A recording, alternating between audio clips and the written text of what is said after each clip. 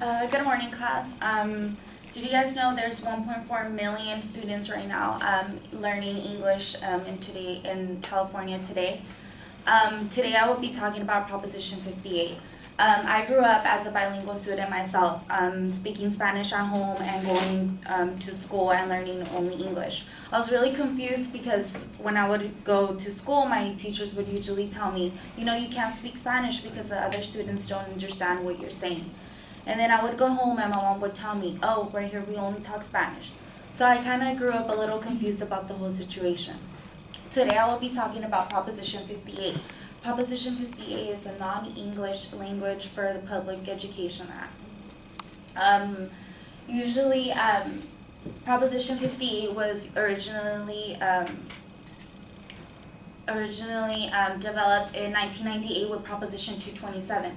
Proposition 227 was about the students that didn't know how to speak English. They would get isolated from the students that knew fluent English. They would go a year in intensive classroom with just speaking English, and then they would develop their skills to be in an English-only classroom. This proposition unfortunately didn't pass in 1998, but 18 years later, the Senator Ricardo Lara decided to bring the proposition up again. It's now on the Senate Bill 1174, and now it's in our ballot. This proposition passed with the legislator. There was 53 votes with it and 26 votes against it. In the Senate, it was 26 votes for it and 8 votes not for it. Now that I talked about the origin of Proposition 57, now we'll talk about the educational purpose of Proposition 58. Proposition 58 is not only for the English language learners. It's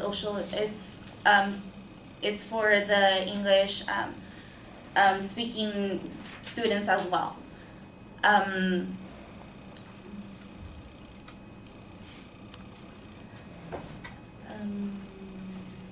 English learners as well.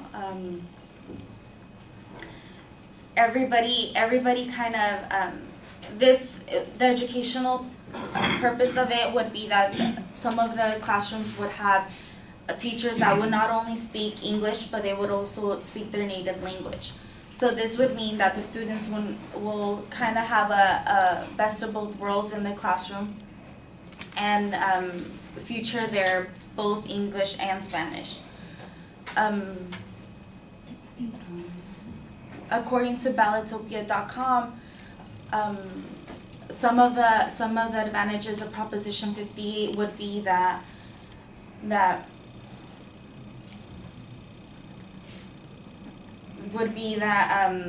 they would get more on one-on-one with the teacher, and they would also learn more Spanish and English at the same time. One of the kind of like the opposing side of it would be that a lot of people think that this would just get the children confused, that they would just not understand what English is and what Spanish is. They would just kind of get mixed of the both languages together. According to Times Magazine, to the LA Times, Proposition 58 for California, they say that bilingual students are usually very, it could be a very bad thing, but it could also be a very good thing.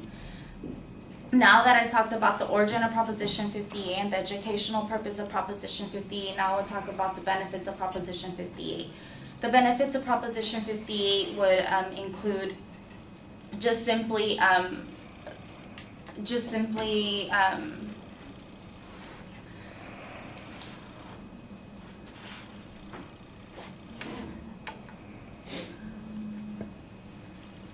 they basically include not only knowing one language, of course, which is the main thing, but also having the diversity between cultures, learning more about different cultures, and that would actually help America.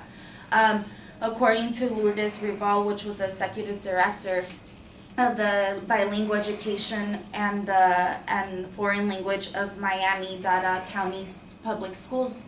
She said that that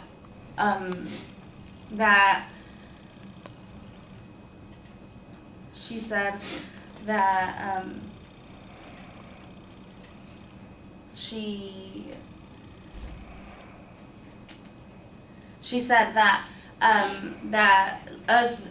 that America is a multicultural country and in a multicultural world. So now that we're expanding our resources, I think it was a really good opportunity for us to know more about the whole bilingual thing. Now that I've told you guys about the origin, the educational purpose, and the benefits of Proposition 58, I encourage you guys to go out on November 8th and make an educated vote, not only for us, but our future candidates. Thank you for your time.